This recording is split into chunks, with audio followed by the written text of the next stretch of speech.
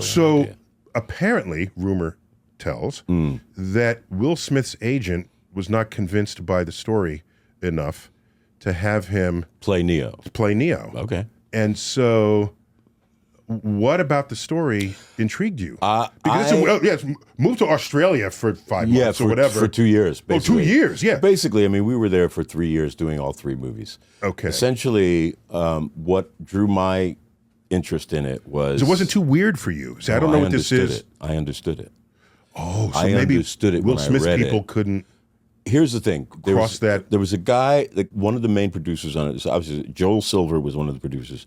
There's another guy named Lorenzo Bonaventura who was one of the producers. And he was, I think, the guy who was like showing this to the studio executives, to the people who make the decisions. And a lot of the What do story you call is... the shirts or the jackets? The suits, the whatever. The suits. So the executives, right? And many of them were... The story is that many of them just didn't get it. They were like, we don't understand this. And what I've heard is that Lorenzo's response to that was, don't worry, no one under 30 understands it anyway. Wow. Right? Okay. So I was 34, 35 or something when I read it. And it was the most original thing I'd ever read. That didn't mean that everyone was going to get it. That didn't mean that everybody was going to understand it. That's what my experience with Apocalypse Now had taught me, because when I made Apocalypse Now in the 1970s, it was the most expensive movie ever made. It was the most ambitious movie ever made during that period of time.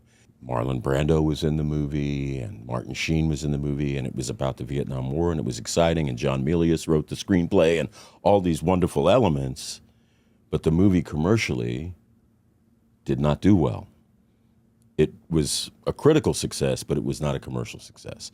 So I had learned that even though something on the page or as a concept is brilliant, that doesn't mean it's going to translate with an audience, particularly an American audience. One never knows. The American audience It's fickle. is mercurial, man. It's, you know. So I just knew that it was the most original thing that I had ever read, and I understood it, I got it, and I wanted to be a part of it.